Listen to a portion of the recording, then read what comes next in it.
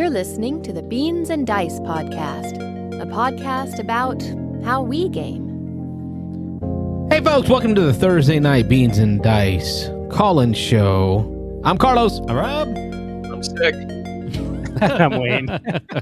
He's sick. And we're a podcast about How we game? Thursday nights. It's our show about how you game, because it's your call-in show for you to take over, where you get to call in and talk to us about how you game. This week is the voicemail bag with a very specific topic question. The topic question of the day. It's a long one. The topic. He's gonna read it. Read it off the phone here. I don't want to mess this up. What's your approach to digital ports? What are some of your favorite full digital games or games on Board Game Arena? This question comes directly from the Stonemaier article, where Stonemaier, last week we talked about the article that he wrote, or actually someone wrote from Stonemaier, it wasn't Jamie himself, and talked about some of the data that they had on digital gaming, some of the data that doesn't support what we assumed, which were immediate sales, like increase, and they talked about other ways and other reasons that they choose to continue to fund their games being on digital platforms. So we want to know what your thoughts were, and we're going to go around the horn and give you our thoughts. So for 15, 20, 30 minutes tops, we'll give you our thoughts on digital gaming, digital ports, and then we'll open up the voicemail line and play those for you. Those could be one, last I checked. Could be one right now. And then we'll open up the phone line for you to answer that question and or substitute it with a question or topic of your own. Nothing else will hit the Discord because there was some different chat in the Discord. No, unacceptable. Based on the massive number of chats on the Discord that we will now ignore until after the show. Many of those people should be calling in and talking about their filter those out. Well, or leaving a voicemail. Hopefully they will. Yeah. All right. Who wants to lead us off? Wayne, you want to lead us off? Sure. Why not? Digital ports. Digital ports. I'm fine with it, and I don't know. I disagree, man, because there's so many games I've played on BGA and Steam that I've ended up buying, and I hear that over and over again of like friends of mine and just in general, like people saying. I know Rob's like the exclusion. He's like, I will never buy a game that I play online. But I hear everybody I hear is on my side too, so it's just really weird. no. I wonder how you hear that. Yeah. There's just so many people have bought games that they played online. That I don't know. I just maybe it's a mixed match of people, but I don't know. I've probably, there's at least in the last 3 years, I've probably bought 10 or 12 games that I played on. Now I don't buy every game that I play online, but I've bought quite a number. And I think BGA spiked huge during the pandemic. Obviously, everyone had people that were like locked out, and I hadn't played any. I played some board games on Steam before the pandemic, but really BGA like last 2-3 years has been, I'm up to like getting close to 5,000 plays of games on BGA in the last couple of years. So Crazy. My stat, I'm nowhere near that. Like 1,500 or something, maybe. Right now I can pull it up real quick.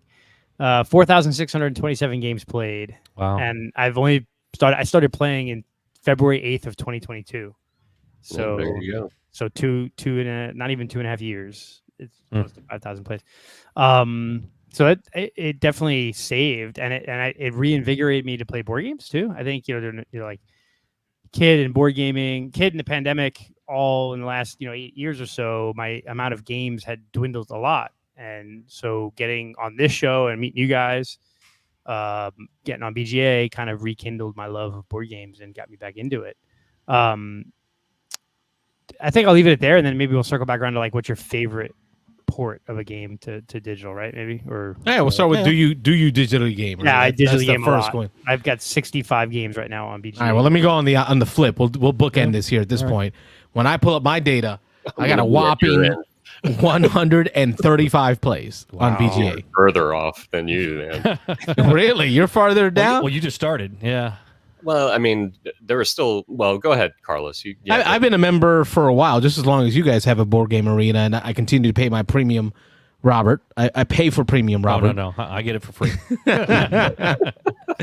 So I get my premium on there. I'll pay for that, but I'm at reasons. I'm at work all day on a computer. 1, 2. The more I sit, the more I get the pinched nerve thing that I have issues with. So that sitting at a computer is worse because that's more of a lean forward activity. That's why you play on your phone. Oh, I can't do that. That's horrible, Robert. That is horrible. Have you seen his meat hooks? Oh yeah, you can't touch the little icons. I'm bad enough on my phone. Yeah. But I just, for all those reasons, I can't do big games on there. I just can't. I can't. So my most played game is Memoir 44 at 34 games. I will say that it has 135 plays, 47 victories. That's a pretty good record. Yeah. Like I didn't realize my record was that good on online gaming. Maybe I should do more online gaming. I might actually win more. I don't know. Rob, do you game online? Yeah, I'm trying to pull up my stats. I was trying to connect to your internet. Okay, Michael, do you game online? Do Mike first. I'm going to pull up my stats here somewhere. Very rarely. I mean, even BGA, I don't think I have. I think the most I've ever played any game on there was on tour with Dan. I think I played like 4 or 5 games with him on that one. But other than that, it kind of drives me. If it's not real time, it kind of drives me crazy. The asynchronous, I know it has its place, but I cannot stand, like, we did like, I don't know, 2 or 3 games of no thanks, asynchronous. It took almost a week to get through a whole game of no thanks. No thanks. I don't. It depends on the players. No thanks, right? No thanks. Yeah. So honestly, if I have a dozen plays total on BGA, I'd be surprised. I know we did TTS, Tabletop Simulator, for a little bit when we were doing the Thunder Alley tournaments. That was so much fun. That was a lot of fun. And we did a few other, I know we did a few other games before you guys hopped on BGA. But other than that, I've played literally 2 games of Scythe on through the Scythe app on Steam, and 1 game of Terraforming Mars through the Terraforming Mars game on Steam. I don't know. I don't care for it. If I'm going to be playing games at my computer, I'd rather be playing PC games. Yeah, something to be said for that. I'm a little, on my phone, I play more just like phone game type apps when I'm waiting in line for something or the similar. But I don't know, board games online, I know it has its place, and it was probably a godsend during the pandemic, but I can't say that it's turned me on to buy any games because I really don't play. So I'm not really one to, I'm kind of the oddball out in this realm, I guess. So. Oh, I'm still trying to pull stuff up. I'm trying to do it here on the phone. Rob's the oddball out because he says BGA on his phone. Yeah. Wayne and I both, I'm sure, on a desktop right now and pulled up our history. I'm probably about 80% of the time on my computer, and he's trying to find his stats on BGA, but he's on his phone. Yeah. It looks completely different than what I have on my computer screen. I'll pull up my phone. When I taught that one game of Federation to you and to Rob and Wayne, I think Rob was on his phone when I was teaching it. Just found it. 373. Is that 373? Is that a 3 or an 8? 873 games played. Yeah, I'm not even to 1,000 yet, and I got 289 victories. Woo-hoo. Wow, Rob, that's pretty good. Well, that's not too bad. So what's most played game? Yahtzee, Can't Stop, Sky Team. Wayne and I have been tearing up the Sky Team there. Yeah. But 93 games of Yahtzee, 69 games of Can't Stop, 30 games of Sky Team. So. That's mine. So I obviously game, not nearly as much digitally, not nearly as much as Wayne. And on that argument about we talked about it last week, but I definitely won't say that if I have a game digitally that I would never buy the tabletop version. I definitely have found games on digital on BGA that if I had more money to spend and I just had a spending spree of games, I would definitely pick up some of the games that I played on BGA. But my, financial situation, whatever, I have to be a little more selective. So if I've got a game for free already that I can play digitally, I probably would still rather play most games, although I'm not going to say I'm going to do a big caveat here in a minute, but I would probably definitely rather play most games on a tabletop version, a real live play of it. But if I've already got it here and I can have the digital experience here and experience that game and then buy other games that I don't have digitally, that's where I would go first until I hit a point where, I need to pick up some extra games, or I just have extra money to spend on games or whatever. But of the four of us though, like, and this is actually a positive thing, Rob, that I'm saying, like you're more selective about the games you buy. You don't go out and buy as many games as Carlos and I. Right. Or cycle through game, or even Mike. Mike does, a lot of the Kickstarters and big Kickstarter games stuff. Yeah. You're already, like, even if BGA didn't even exist, you're already not going to buy a lot of games. As many, you're not going to buy as many games as other people, necessarily. So I think that you may be more disposed to not buy games because you play them digitally. Because even if it wasn't digital, you're not necessarily going to buy them. So exactly. Whereas I'm probably the other way. I would, like, most of the games I've bought are games that I was interested in. So, like, I'll use Stone Age as one. Like, that's one of the older games that I had never played, and I played it on BGA, and I'm like, oh yeah, I like this game. I'm gonna go buy it, and I bought it. Right. So, like that, like, I've used BGA to try games that I want to see if I do I like this game. And there's been about a 60-40 split of games that I wanted to try, played it on BGA and go, yeah, I want to buy it. And that's about 60% of the time. And then 40% of the time I go, nope, I'm good. Like Nidavellir would be the other one, or Navigator, however you want to pronounce it. Yeah, Nidavellir. Game. I've always liked it. I've always been interested in trying it. And when I played it on BGA, I'm like, oh, I really like this game. And I played it, 5-10 times on BGA. And after like the 10th play, I'm like, yeah, I don't need to buy that one. I can just play it on BGA and happy. Same thing with like Dice Hospital. Those are like two games that I've not bought yet that I play a ton on BGA. Yeah. But then like Stone Age and now Maracaibo, Living Forest. Those are the ones I bought because I'm like, yep, that's one I want to own. So. Yeah, and there's definitely games that are better digitally, and I'm kind of creep it a little bit into the Discord chat. So we saw it come up on the Discord. Well, we were maybe starting to list favorite games. This is not necessarily mine digitally, but I think for those of us who scanned through those today, the one that came up on almost every list was Arc Nova. Yeah. And it's just that game is a beast to set up. Game is a beast to remember all the little things. This triggers that. Somebody did a thing. I get $2, keeping track of all that. Those bigger games like that, I think, tend to be really nice on a digital version because it takes care of all the bookkeeping for you, doesn't let you forget things. You don't have the setup, the teardown. So Carlos will disagree, I'm sure. I don't know if he's played the digital version of Arc Nova. No. But he's never been a fan of Arc Nova in general, so he's probably not going to. But I've become more of a fan the more I play digitally. Exactly. So what I say, the more I play it digitally, and I've played probably 15 games of it now on BGA, and each time I play it, I'm liking it more and more and more and more. It's still not a top 10 game for me. Going back to our arguments from a year or two ago, how that game skyrocketed into the top 10. I still don't think it's a top 10 all-time game, but I am definitely enjoying it more and more as playing it digitally. Yeah. I played Arc Nova 24 times on BGA so far. There you go. Nice. Yeah. So do we want to touch on our favorites, or go ahead? Yeah. No, go. That's good. Well, yeah. Well, let's start back at the top. Wayne, do you have a favorite game on BGA? I mean, is it the game you play the most, or? That's interesting. Because actually, I'm looking at like games played, and like my top games played on BGA are actually all quick games. Usually, it's Can't Stop, 392 plays, Railroad Inc., Martian Dice, King Domino, Potion Exposing Yahtzee, Azul, Baron Park, Cloud City, Welcome to Draftosaurus. So I have to go down to like the 12th or 13th game to get to Castles of Burgundy, but I have 77 plays of Castles of Burgundy on BGA. Yeah. But actually, I would say like my favorite digital port of all time isn't even a BGA; it's a Steam port, and I think it's Twilight Struggle is my favorite digital port, and here's why. Twilight Struggle is a 2-player game, right? And it's a beast of a game. It's a 3 or 4 hour play, probably, or 2 or 3 hour play, easy if on the tabletop. Especially with a teach. And so you have AI components, an AI you can play on Steam, which is great, and you can adjust the difficulty, right? And then you can play it against people online.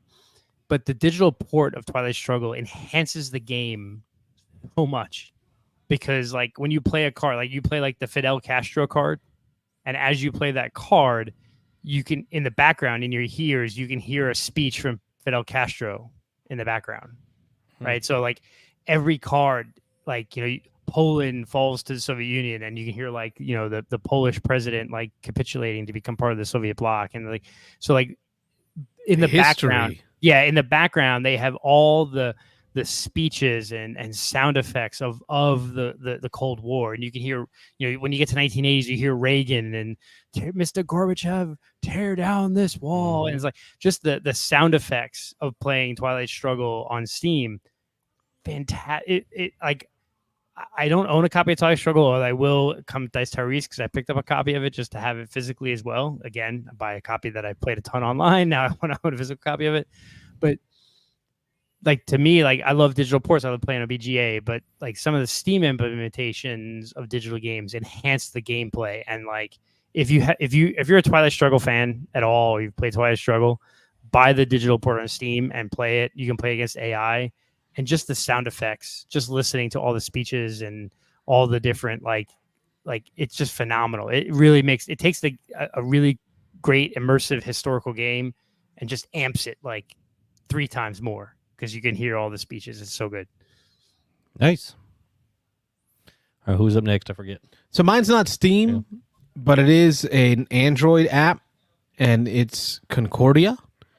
Although the majority of my BGA plays, over half of them are Memoir 44. It's one of my favorite games to play. I get more joy playing Concordia. It has the pass and play feature, but at the end of the day, it's a. And the Android implementation of that is the same as Steam. Is it the same? Pretty much. Which yeah. I'm not super happy about. One of the things that I don't like about digital ported games is the artistic liberties that the designers take, the digital designers take. Instead of creating just a board game version on a digital platform, they go in and try to make it like a video game, right? They make people and ships and oceans, and it's like, I just really want to play the board game in digital form. Just want to see the board I think game. the worst that I've ever seen was Blood Rage, like dang near unplayable because of how they tried to really make it like, oh look, the miniatures move, and for me, I didn't need all that. I just needed to be the game.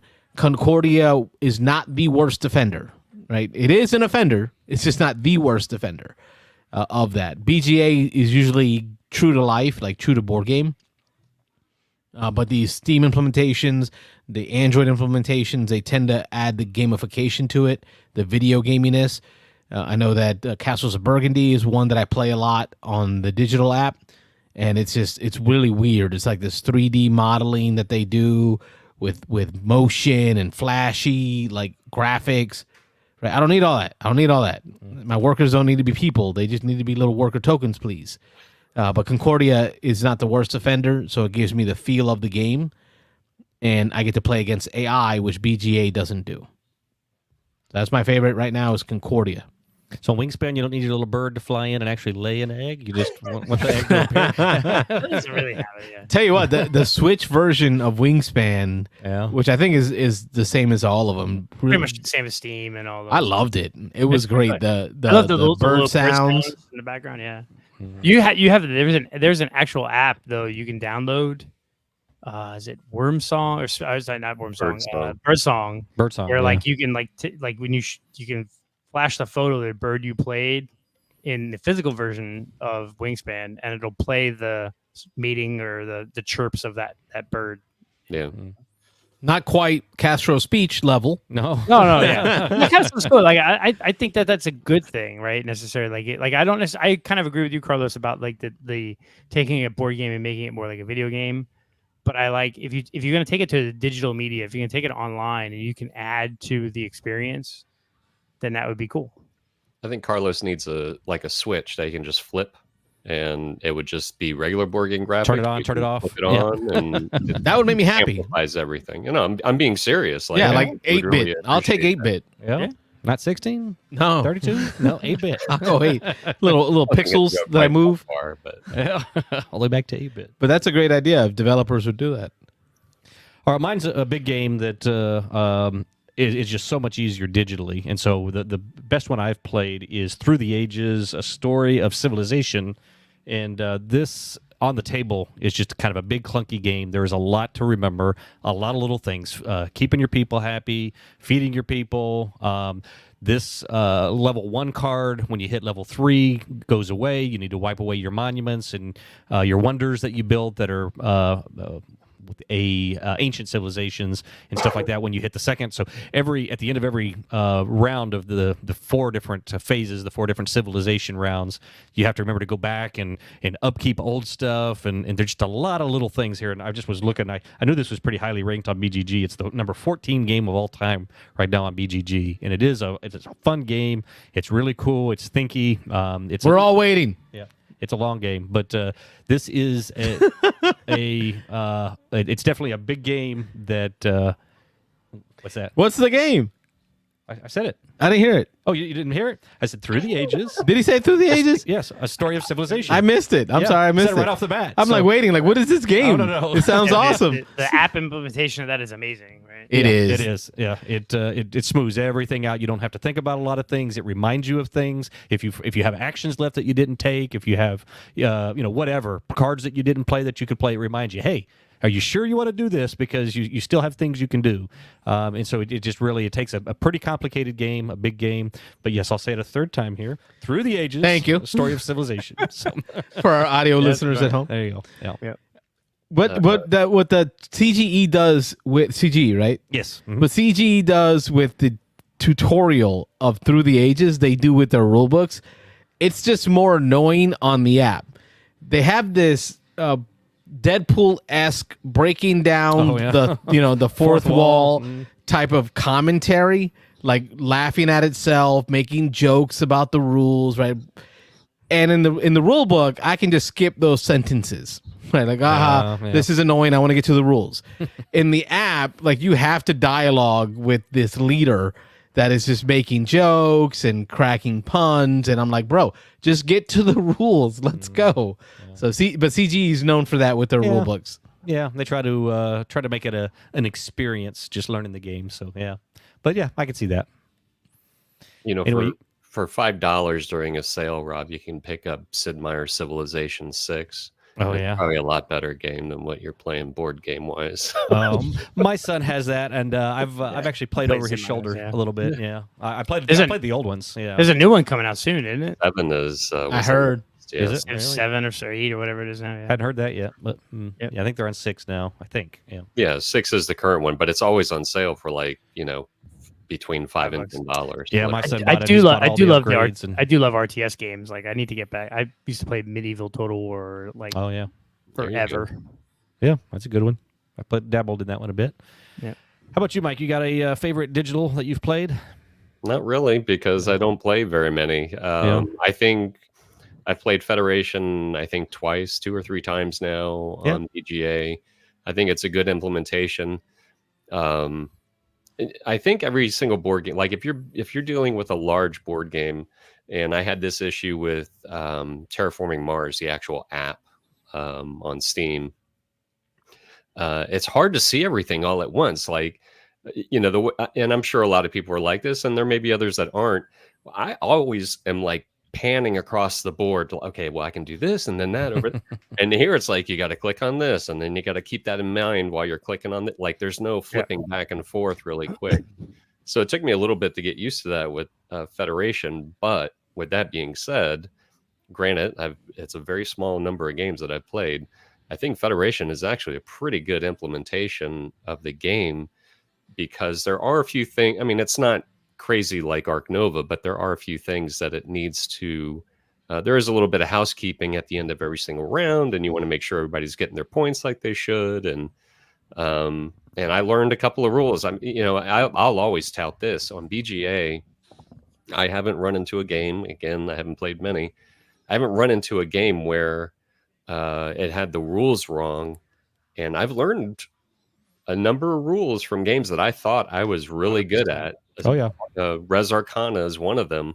When we played that one game, where I was just like, "Hold on, you can do that, or that's how that's played?" Or and sure enough, you go through the rule book, and it's like, "Oh yeah, well, it actually does say that this way in the rule book." And so it is good for keeping rules straight and preventing people from cheating. Not that I think people are doing it intentionally, but 100%. I've never come across a rule on BGA that was wrong. Like, Yeah. I never argued. Like I'd be like, no, this is how I've been playing this game for like Nope. 15 years. was Yeah. it ODAC? Was it ODAC that got kicked off? Yeah, I heard about Yeah. this. He's back. Don't tell anybody. He's back. Oh, shit. Yeah, so anyway, so I mean, Federation is a pretty good implementation with something that does have a lot of rules, and I will say also the Scythe implementation, the actual application, like just Scythe on Steam, is pretty good from from what I remember. I've played that on probably 3 or 4 Steam. times. It is on BGA. Garbage. Oh no, I won't. Yeah, I haven't tried on BGA, but yeah. So anyway, that's my. Please take all of my input on this topic with a huge grain of salt. Not a professional. Yeah. Not a pro. I will say this though, Mike. So like when I first started on BGA, I was like you, where I'm like, I'm only gonna play quick hitting games, can't stop, and like, you know, easy games that don't have a lot. I don't want to get into Arc Novas and castles or federations. And what I found is the answer to that of like having to wait for turns is just being like 70 games at a time.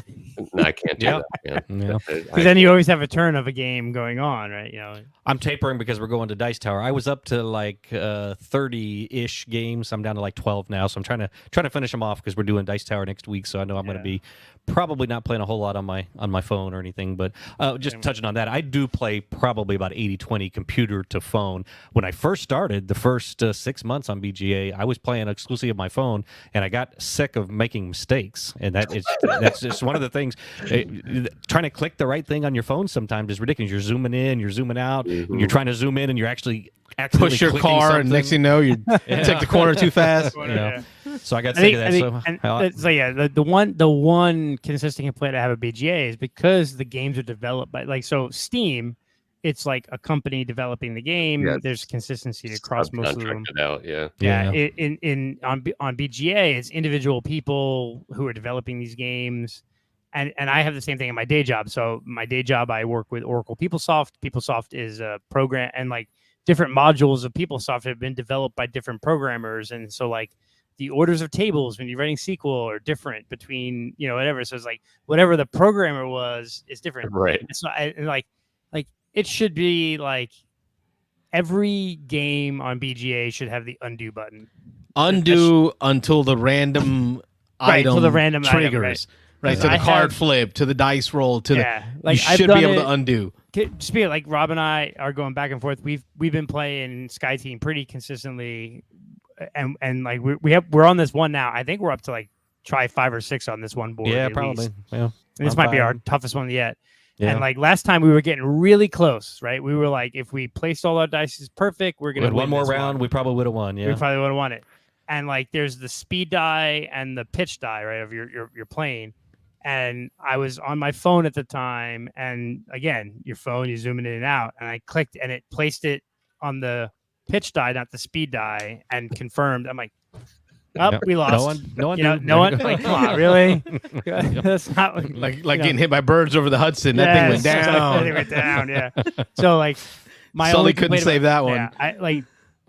Every game on BGA should have an undo button because oh my god, like, and now granted, I've played 5,000 games on BGA, Mhm. so I've had this happen to me a number of times where it's really annoying. a Where few times. my fat fingers hit the wrong damn button, and okay, that sucked, But the good thing is, like, I don't care, right? If I lose a game on BGA, I don't count it in my stats. It's a learning experience. Like even when when we were playing Federation, Mike and I were talking on the side, going like, man, I totally forgot about projects, or I totally forgot about this rule. I didn't Right. forget because Like, I yeah. even thought it and Well, forgot then. it was because on Federation there's different tabs, right? So you have to click on the different tabs, and there's the green planet where you can do like the scoring mechanism where you can score 3 times or 2 times, whatever. And I Mhm. just forgot about that the whole game, and I'm like, well, that was a lot of points I lost because I could have done a couple of these, So, Just clicked but on that's the okay. It's a tab. learning experience, right? So Right. that is the one complaint is you're not going to see the whole board like you would on a tabletop. And sometimes there's not the undo button. So once you're over that, it is what it is. You're just kind of learning, Yeah. Yep. And there's some of those games have a lot of tabs. I know. What's the next? Not Nexus Ops. Space game where you're building your base, and you're adding on different levels, and you're putting aliens in. Oh God. Damn it. I'm just drawing a blank on it right now. Space Station Phoenix. It's Space Station Phoenix. Space Yeah, that's a Station good one. Phoenix. Yep. There's tabs on there, so there's a tech tree, so you got to click on that tab or tech board or whatever to look at that. You've got to click on the space station, your space station board. Then you got another click just for all the additions you can add onto your space station. And so I'm with Michael on this one. That would bother me. Like I want to be able to like flick my eyes between the two sections of the game instead of having to click, instead of having to click and try to remember what I was looking at on the other side. Mm-hmm. Yeah, I do enjoy Space Station Phoenix on BGA, but yeah, you do have to learn to like look at all the click around, not miss stuff. Yeah. I think one good feature of the BGA system is the note feature, especially with the asymmetric Asymmetry? synchronous games. Async. Okay, yeah. Mm-hmm. I can give myself a note on what I was planning to do for the next turn. So there's a little note. You just put in a little few words in there, what you're planning on do, like move blue to space 5. And then a week later, when everybody finally takes their turn, I can open my note and it says, say no thanks, right? Like, okay, now I can say no thanks, I don't want that. A week later, I'll remember what I was doing instead of having to try to remember it. Yep. Those are all reasons to enjoy digital gaming. I want to see more, and I want to hear more if the callers call in. Wayne, you talked about it. Games you did not buy because of your digital experience. I think that's a stronger story to tell than games I fell in love with on digital and ended up buying. Yeah. I'll actually comment on this because my friend Scott, there's so many Kickstarters who I'll say, hey, man, did you back this? No, I tried on BGA and I really don't want it. Like a lot of Kickstarters, a lot of crowdfunding games, they will put up like their alpha or whatever on BGA or even TTS for people to try. And many games, I'll say, hey, did you back this? No, I played like 3 or 4 games of it on whatever online and I didn't like it. So I ended up not backing it. It probably saved me a lot of money if I did that because I know there's at least a few that I can rattle off the top of my head. But I know that's as far as for him, that definitely has affected him in that way. And I think that's a better feature than finding games I love. Right, that's huge. Saving that money on that purchase, saving the heartache, saving your shelf space behind you. Yes, would be a great way. It's looking good back there, though, right? Well, it's getting better. For example, Fighters of the Pacific. I went out and bought it. It looked awesome. It's a fighter warfare game. I should, if I had a chance to play it like BGA beforehand, I would have known really it wasn't for me. Like this deterministic combat, all the fiddly pieces, like none of that would have been blaming for that though. Me. Oh, yeah. Okay, all right. Because I mean, there's got to be YouTube videos that you can watch reviews and they explain. Oh, I did. I watched every video. I don't think that mechanism's for me, or I don't like the way that plays out, or. But videos are of usually people having fun playing them. I'm like, oh, he's enjoying. Look how he shot that plane. Oh, look at all the planes he's moving. And then I play it and I'm like, I could have saved $100.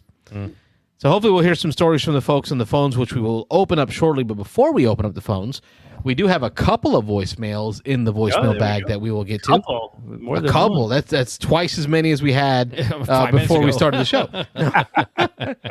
Somebody got the note, and we got a lot of good. Actually, we had one today at 7, and then we had one on Wednesday. So we had. And I'll just mention real quick, we got a lot of good conversation in the chat, so keep chatting up there. We'll hit that after the voicemails. After the voicemails, we'll go through the chat while we wait for your phone calls. Yep. All right, here's the first voicemail from Wednesday. Let's see what caller says. Hey, Beans and Dice crew. This is Chris from Texas, just calling in for the question of the month.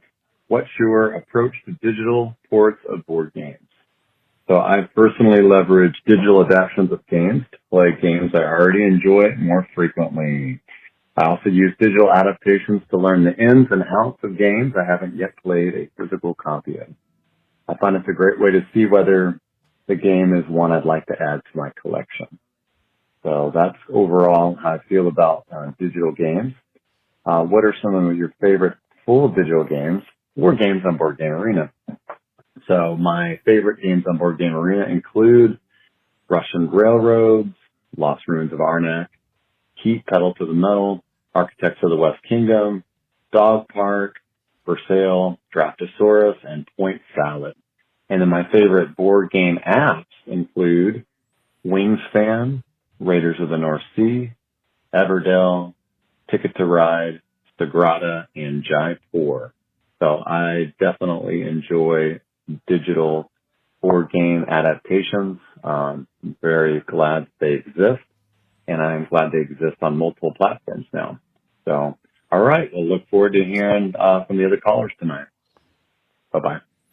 Nicely done. I got to try Arnak on BGA. Arnak's good. Yeah, it's it's good. Yeah. Good one, I yeah. played a bunch of those. Russian Rails is good too. Yeah, that is a good choice. Yeah, I forgot about that, but that is a really good one. Played a lot of Russian railroads on there. And our next caller from earlier today. Hello, Beans and Dice crew. This is Fishing for More. That's my YouTube username. And I'm just calling in about your BGA and online board game implementation. I really enjoy playing Clank and Space with my brother-in-law who lives several hundred miles away from me. So we play Clank and Space on Tabletop Simulator through Steam. I also have BGA, and I enjoy playing Space Base on there, My Shelfie, Super Mega Lucky Box, and anything I can get my hands in on there. I've just only been playing board games for a few years now. I used to freshwater fish all the time, but now board games has pretty much taken over. So thanks for what you guys do, and there's my contribution for this week. Take care. Appreciate it. Great job. Yeah. That brings up a great point too, is because several times, like I play Twilight Struggle against the AI a bunch, but I've also played Twilight Struggle with my brother a bunch. My brother lives in Maryland. And so like digital tabletops allow families and friends and whatever to play games. And I haven't had a lot of in-person time to play games with Mike, but we've played several games on BGA now. So that's a good point too, is like the benefit of digital ports is allows you to play with people that have moved and are not local to you anymore. True. Yeah, for sure. And Ron Frazier just commented in the chat that he left a voicemail, so we get 3 voicemails today. Woo! It's an new high, right? Yeah, we promised you 1, you got 3. So good. I'm leaving a voicemail. This is Ron from Atlanta. I wanted to answer this question on voicemail real quick about digital ports. Probably my most played digital port is Can't Stop, but that's like an Android app. But I think the one that gives me the most board game-like experience that I've played the most is Sentinels in the Multiverse, of course. I don't want to get that big box down or dig through that box and get decks out and play, even though it's a really easy game to set up. And also, the app does a lot of the upkeep for me, so that's great. A game that I did not buy because I got to play it on the app was, guess what? Sentinels of Earth Prime. I do not own a physical copy of that, nor do I, because Sentinels of Earth Prime integrates well with the Sentinels of the Multiverse app on Android and on Steam. So there's no reason for me to buy it. So that is my answer to those questions. Have a great night. Thank you, Ron Thanks, Frazier. Ron. All right, 3 voicemails. It was cool to see Fishing for More kind of give his origin story. I was wondering about that YouTube handle, that Fishing for More YouTube handle. He said he was big into freshwater fishing before, but really? now not so much now he's into the board gaming. Oh, Right. That's pretty. right. It's And pretty he cool just to get joined us that. for the first time last week, I think, right? Yeah, I think he found us on Favorite Game Friday. Game Friday Yeah. through And they joined us last week, commented for the first time last week that he was a new viewer, and this week he's dropping a voicemail for all of you at home, all of you listening afterwards in the podcast. You know, you can learn something from Fishing for More. You can drop a voicemail. Yeah. You can leave some comments in the chat. 3 this which week. We're going up. We had 1, then we had 2, then we had 3. So now We'll go ahead and open up the phone line now while we keep this thing going. Go ahead. 813-618-7099. Speaking of Favorite Game Friday, are we going to hang out after the show and record something real quick? Didn't maybe. talk about that. Maybe. Is that this week? I think this week What's would be our our recording topic week. this week? Yeah, just record and then it comes out next Friday, maybe. I don't remember the topic. We could look it up. We'll look it up and provide an answer. Yeah, games you play for weeknight game nights, something like that. Oh, yeah. Oh yeah, I already had some in mind. Quick weeknight games. Yeah.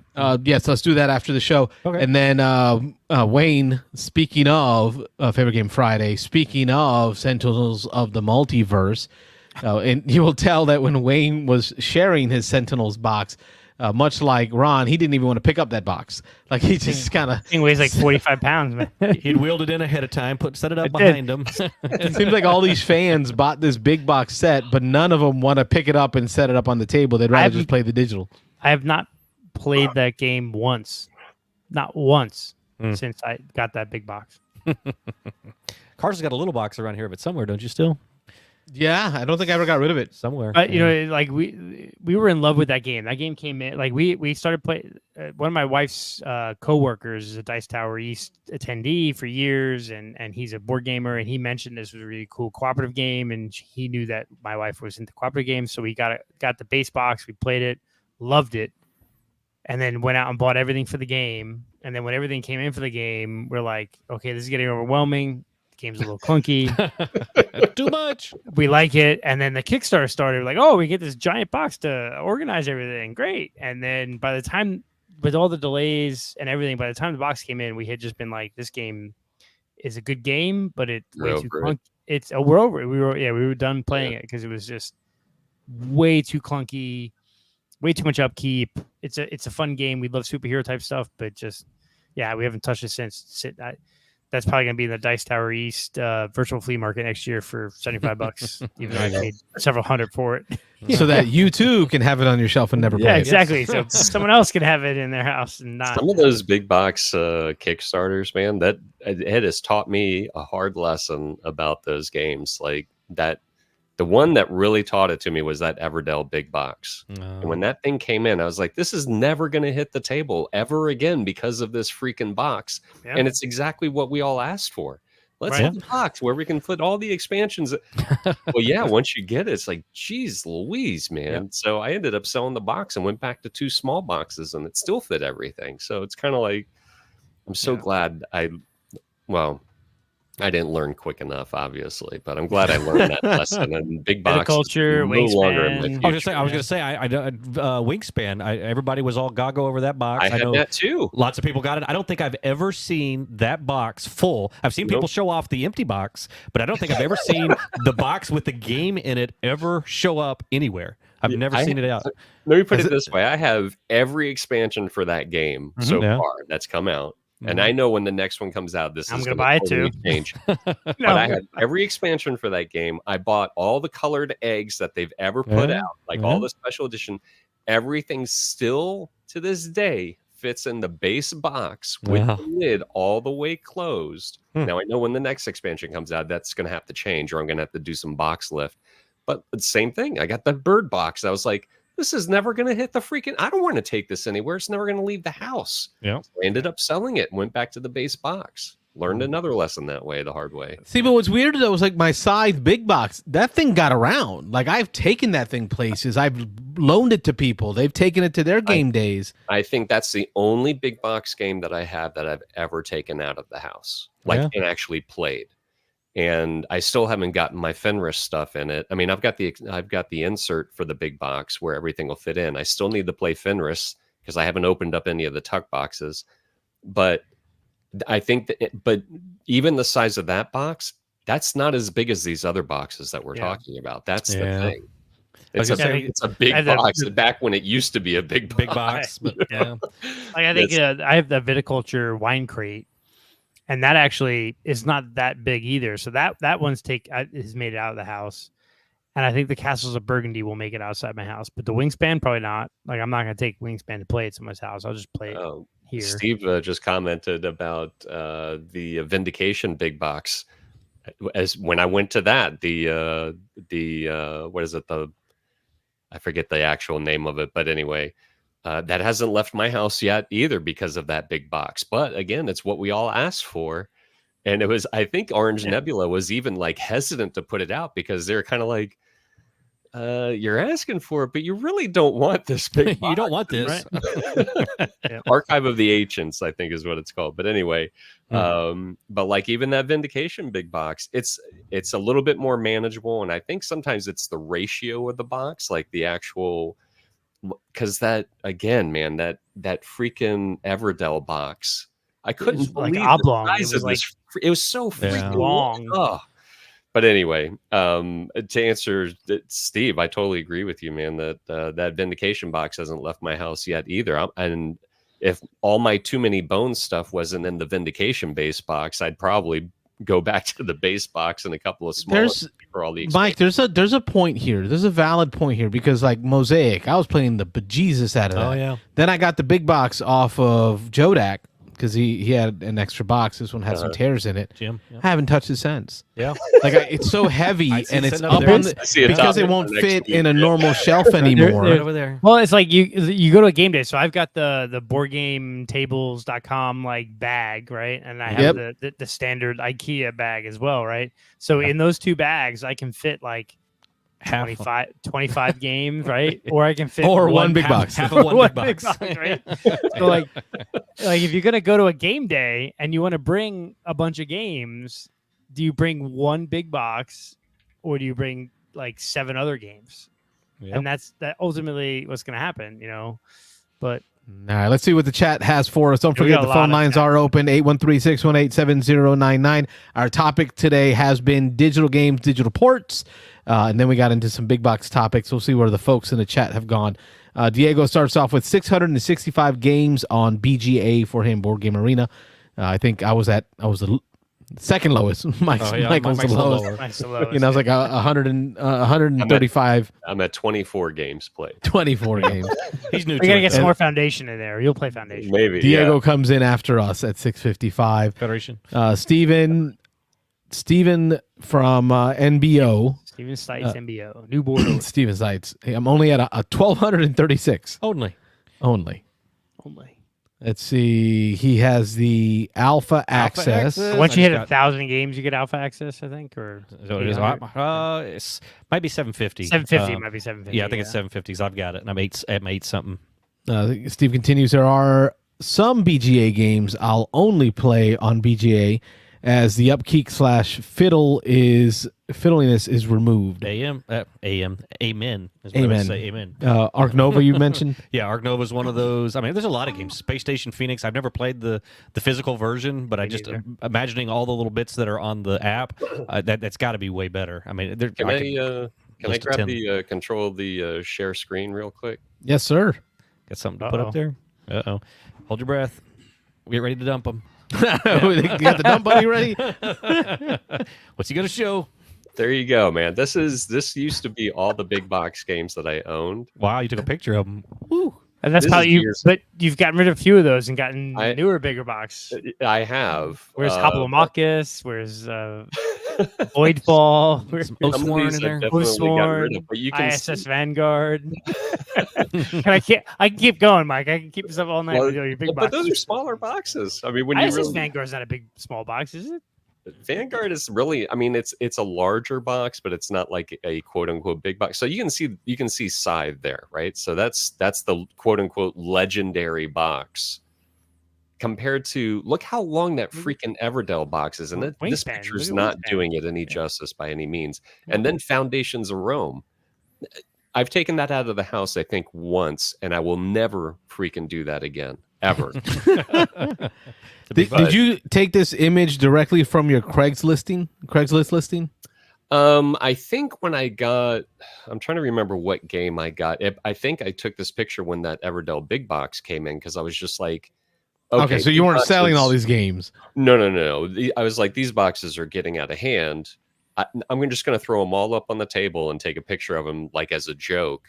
And then when I put them all up there, and I don't even think this was all the big boxes that I owned. I was just like, good gravy, man. Things have gotten way out of control. But right to the right of the Everdell box, you can see the Vindication box. That's that's a lot bigger. Let me see if I Wingspan's bigger can- than Scythe. Yeah, I mean, there's a little bit more of an angle, so you can kind of see the height on it. I'm a little bit concerned if I flash pictures I don't want people to see. But 'cause I took like scroll. I took a horizon picture of them so you can see actually which one is taller than the other. But like You some took a of these picture of it with a standard reference banana Yeah, that's what it was. Well, there's the mint from Vegas. There's the mint game on top of the Too Many Bones box. Oh, there's a reference point. Oh, That wow. mint game. Yeah. That's the reference point. It right is there. dwarfed.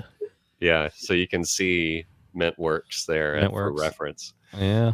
But anyway, I thought that would be kind of funny. It's right before your table collapsed, I'm sure. Yeah.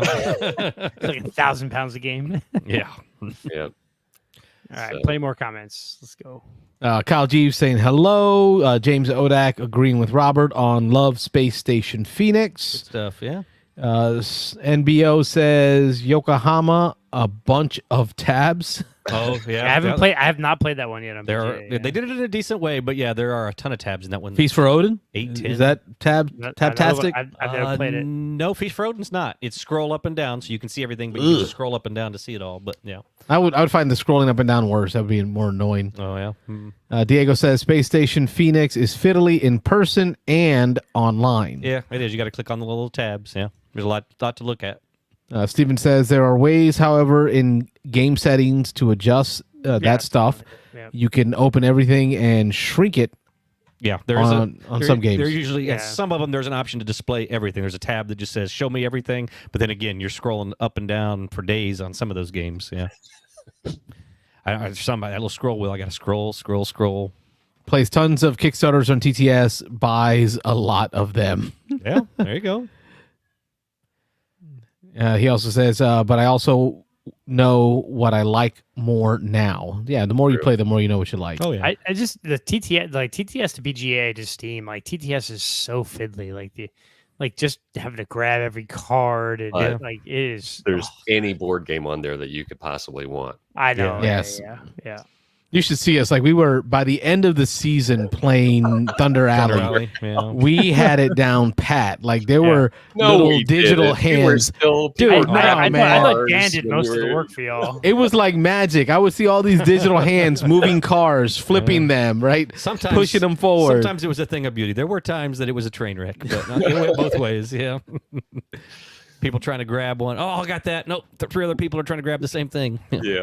Steven says he only plays. I only play on BGA. Dice Forge is perfect for BGA. Azul Summer Pavilion is alpha. Is another. There are more, but Dice Forge is one that I've played. My buddy owns it. We played a ton of it physically, and I play it now a ton on BGA. And I've resisted buying it because it's just better on BGA. Yeah.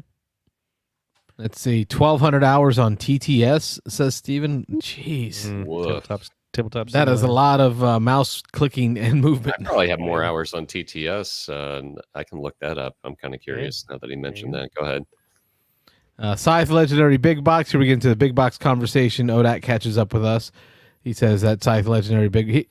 Anytime Jim can get Scythe brought into the conversation. Yeah. Oh, yeah. he Jim will. will. Yep. He loves some Scythe. Terraforming They, Mars. they could give him like a 6 foot by 6 foot box of Scythe, and he would just have a trailer and pull it up and be like, "Look, it's fine. We can play with this." The Ultra Mega Luxury Edition. I saw James brings up the Terraforming Mars as well.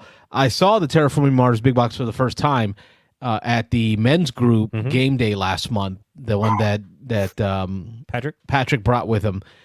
I was actually impressed with that big box. The trays, the game tray styles containers allowed for quick, easy setup. Everybody got their trays with their cubes of their colors, right? So all the components were easily stored. Pack up was quick and simple. It held all the different 3D Put all this pieces. crap in here. That's it. Carlos put it Shrink away. it That's in, why it break was it easy in. to put away. That's after you had to unbox every cube from the little tiny plastic. That's bag right. that came in. Individual plastic bags. Yep. That was Patrick. I wasn't a part of that. Can you imagine like the manufacturer like telling the workers like Yes, you have to bag every cube. Yes, you have to back to work. Back to work. The thing is like, where's the person that says, "Hey, boss, you sure you don't want to send them an email and double check?" right? No, each cube gets its own little bag. One at a time. 100. There was 100, right? You ordered 100. It was something like that. We get paid by the hour, 100 right? little baggies. Yep. Or do you think it was like they set it up to automatically run overnight and they forgot to untick the bag box? They came in the morning. They're like, "All these cubes are in bags." What No, the it hell was are we something. gonna do It now?" was something. The instructions they got, if I remember, it was a mistake when it was either the translation or something. When they sent it over, it was actually the instructions from the game company. My Yeah. gosh. Like Yep. German to English to crazy. Chinese or something. Yeah, it was something crazy. I can like see that being an issue with like die and dice, like the plural versus the singular, right? But there's cube and cubes. that. Yeah, bag and baggies. Bag it. No, the TM box was a beautiful one. Yeah. Steven Sight says, I remember at PAX U last year, they had an advertisement for TI4 coming to BGA. Really? Yes. They've been talking about that for almost a year now, I think. Yeah. All right, we got to make that happen. That would be gorgeous. No. No. That You will talk- literally take a year You to talk play. about a week to play a turn, and you want to do that on TI4? Yeah, that's No my concern. thanks, man. A game would take a year. Yeah. That's a live play. Yeah. What about the Vindication Big Box? It's insane. That's That's pretty big. the one that got Mike going. Yep. TI4 would be good. 1 turn a day game. Yeah. Mm-hmm. I don't think it's that hard. Like, you just anyway. We'll see. That It's does that coming. mean like 10 hours later? Yeah, exactly. It's coming. More like 10 days later. The only big box. Diego says the only big box games I took to a game day was Foundations of Rome, and that's only to justify the $250 purchase. Yeah. Now, I didn't spend that much on it. You and now just they've got buy- the little version coming, right? What's the new one? called? Metropolis, Metropolis City, or something. I New York 1901. correct. Yeah, that's the right answer. Yeah. I don't know. I saw the video on that one. That whatever that is. Foundations of Metropolis. Foundation Metropolis. Yeah. I feel like they changed. Like I wanted Foundations of Rome with cardboard. That's all I wanted. Why can't we just get that? Oh, you didn't like to change the setting? Yeah. It's the same game. But I think they yes, changed the setting because they really wanted like keep the big box, Yeah, what deluxe differentiate feel it. of Rome. Yeah. Right? I like And- Rome. That's a good theme. I like. I might check this one out. This one might make my like Christmas wish list. But at the end of the day, New York. I mean that. 1901. Yeah, that's a It's somewhere behind you. very That's a- very Am I similar sitting on it? gameplay for a lot cheaper experience. No, it's a good one. Steven says, I'll take any game anywhere. I took 75 games to a cabin con last month. LOL. 75 games. 75 got played. That's what I'm curious about. There you go, Steven. Answer that question. Yeah, how many of those 75 got played? Jodak says, Mosaic, Voidfall, I game in a... In S bag games. Just big bag. He's All probably right, James, put the drinks down, bro. Bartender, it's time to cut him Cut him off. I think he's camping actually. If I That's remember, the he second Oh, time. he must be on his phone. told me last night he was camping today. Yeah. Yeah. Mhm. Yep. All right, those are the comments. Thank you much. Phone lines are still open, 813-618-7099. I know it's going to be a slow day today. There's a lot of stuff going on. There's soccer out there. I think there's a big debate going on tonight. You know, we're in the midst of preparing for BGA or I'm Dice sorry, Tower. Dice Tower, DTE. There you go. Dice Tower East coming up. Woo. EGG. Yeah. So we Gen Con's going on now too, I think, isn't it? Is it right Did now? Gen Con start yet? I don't think so. I'm on their email list, and I'm still getting stuff about attend this, get tickets for this, but it doesn't look like it's actually kicked off yet. Yeah. Origins had ended, and the Origins Award winners were announced. Little news. Yeah. ICV2.com article from June 24th list out all the winners. These are some pretty good picks. Let's do it. Let's Yeah, get they into were it. better. They were much better this year than previous. Oh yeah, yeah. They were garbage previous years. All right, so categories were expanded substantially this year from 16 in 2023 to 24 in 2024. And the retail game of the year category was eliminated in 2024 awards. So here are the following. That's 24 different categories. Yeah. All right. Best cooperative board game, Sky Team by Scorpion Mass Games. Good choice. Best gateway board game, Wandering Towers. I still haven't played that one yet. I haven't played it yet. No, I watched it played. Hear good things, but yeah, I've seen it played on Dice Tower. Yep. And it showed up on some of the Dice Tower top 100 lists at the very, very top, like in top 10. Best light strategy game, Leaf by Weird City Games. Anybody familiar with that one? Nope. I played that one. Haven't heard of it. Best thematic, Freelancer is a crossroad game, which I still have on the shelf. I've set it up on the table before, but didn't get a chance to play it, so we put it away. Because it has to be 3 or more players to get that thing to the table. So we ended up playing Mansions of Madness because I could play that at 2. Nice. Let's see. Best heavy strategy game, Dune Imperium Uprising. That's the right one. I know Tom said this was a slash tag awful choice. He said that shouldn't have even been in the category because it's the same game as the game before. So he's like, how can you take that and put it in there a second time? And call it heavy? Yeah. So, well, whatever. Best party game, Smug Owls. Never heard of it. Dice Tower crew had never heard of it either. So what did that tell you? Somebody paid their way on? Yeah, something. Best solo game, Legacy of You by Renegade Game Studios. Gotta play it. I'm dying to play that one. Best children and family game, Diced Veggies. Supposed to be good. I've heard good things. Games, yeah. That goes on Maple Valley and Creature Comforts. Yeah. In that same group then, huh? Fixed constructible game, Magic. It says the Lord of the Rings, Tales of Middle-earth Commander decks. Best randomized constructible game, Magic, Lord of the Rings. They're going to get boosters into some side categories here. Yeah, why add all these categories? Like, to me, they feel RPGs. duplicative. Yeah, they go to RPGs and all kinds of stuff. So. Best minis game product, Star Wars Shatterpoint. That one looks gorgeous. The big old 32 millimeter miniatures. That one's still being supported. Yes, unlike cut X-Wing. X-Wing, and what was the other one they just... Armada Yeah, next Armada. I tell you what, I liked Armada better than X-Wing. Even though X-Wing had the better competitive community, Armada really felt like a more in-depth game, a more strategic That's thing. pretty much like the standard statement. Everyone think Armada was a better game, but it was just too big a scale for it to be. You had to really think ahead because you had to set your dials depending on the size of the ship, 3, 4, 5 turns ahead on what your ship was going to focus on. I didn't like that part. I liked flying loose, flying crazy, trying to outsmart the people. CDO pants. Yep, from one turn to the next. Yep. Best puzzle game, Threads of Fate by Post Curious, published by Post Curious. Best role-playing game adventure, Hecna Deluxe Box Set. Best role-playing game core product. This is for Ron Fraser here. Die, the role-playing game. Rowan Roke and Decard. That's the publisher. Best role-playing game starter product, Dreams and Machines starter set by Modifius Entertainment. Best role-playing game supplement, Dune, Power and Pawns by Modifius Entertainment. Best dice and dice-related accessory, the Glyphic Blind Dice Bag Series 3.5. Best game accessory, Frame-a-Magins? Sure. I can't see it, but Frame-a-Jigs? Frame-a-Jigs. There we go. Is that what it is? Okay. That's what it looks like. I don't know. Best role-playing game related accessory, D&D Icons of the Realm, Adventures in a Box, Mind Flayer, Voyage by WizKids. WizKids really putting out a ton of minis for both Pathfinder and for D&D. Best 2D artwork. Wow, they went into artwork. Best 3D component. Best game-related writing. Quanchai Moria. Yeah. Best 2D artwork, Quancha Moria, The Empire's End.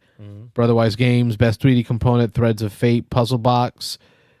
Best game-related writing, Grace Collins' Shadow in the Night Part 2. Cozy Companion Magazine by Snowbright Studio. Best media production, Eleni Papadopoulos for Making Board Games. Papadopoulou. Spake it up. The CGE documentary. Wonder if that's Czech Games Edition. 8-part series. Yep. And then, I think I remember that. They like a behind the scenes of their production facility. Oh, is that right? Yeah, that was a good one. Okay. I remember that. Fan favorite. Distilled. Paverson Games. Meh.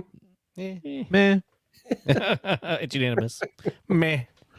It's good. I know Wayne played it solo recently. I did. It's such a good looking game. If it just It is.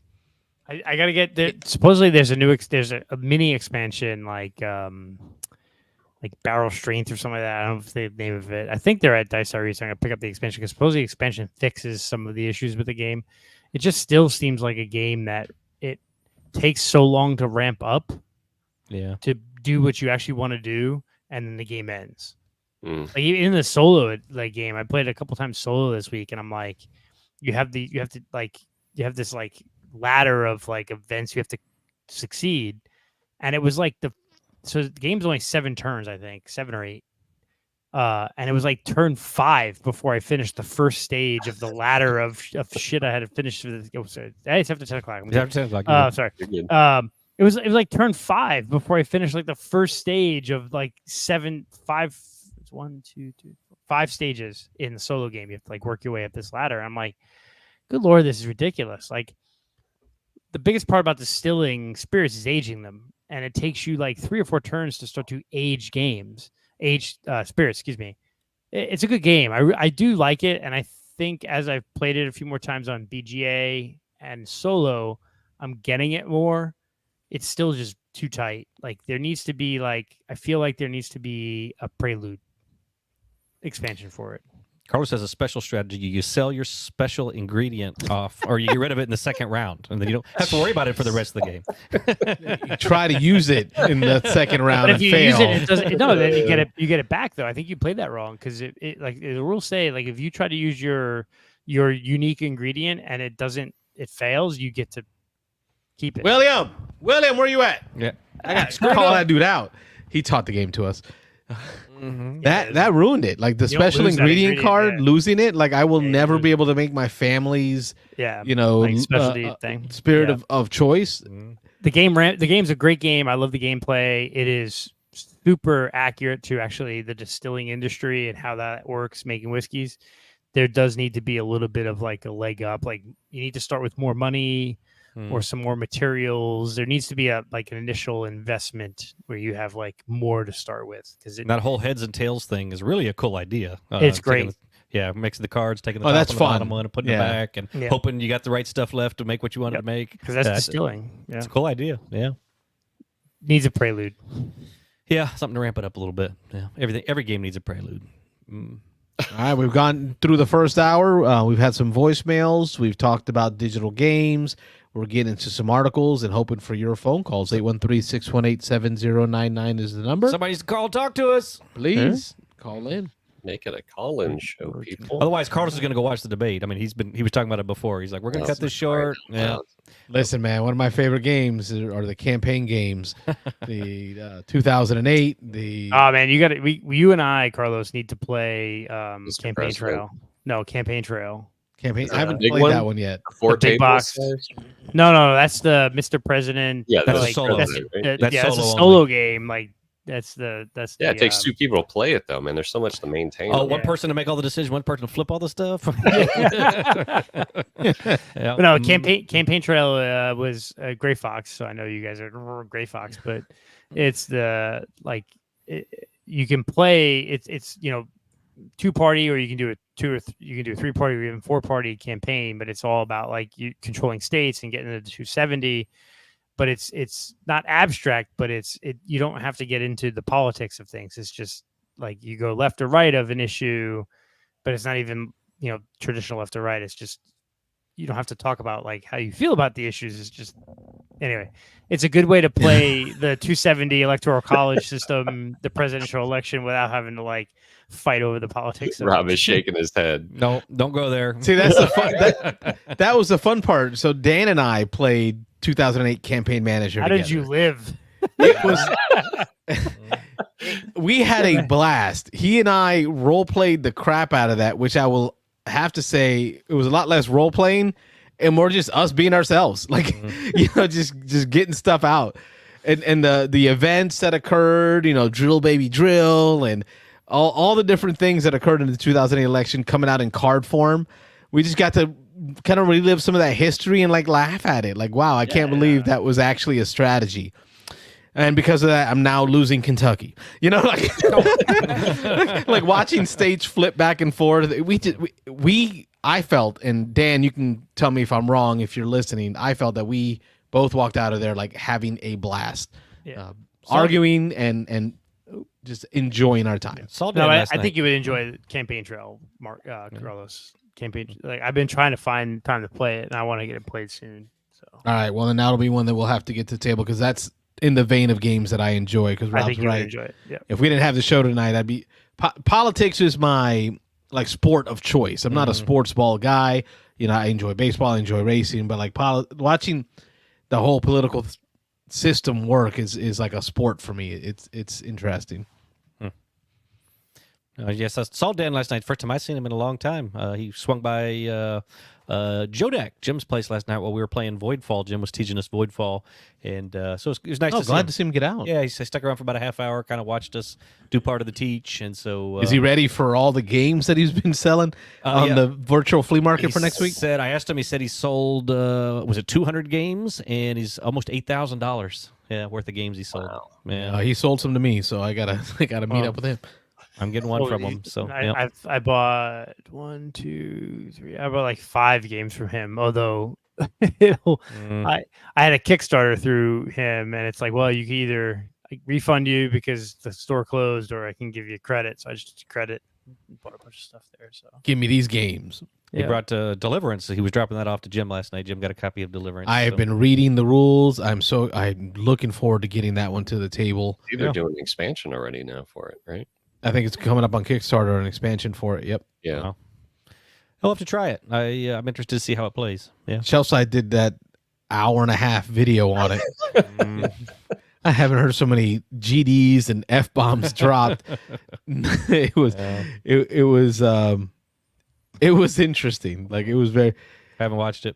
When he talks about the cards, the backs of the prayer cards having different verses, and then how he said it's so, and not holding back, effing awesome. You know, that it's got these prayers, these Bible verses on the back of these cards.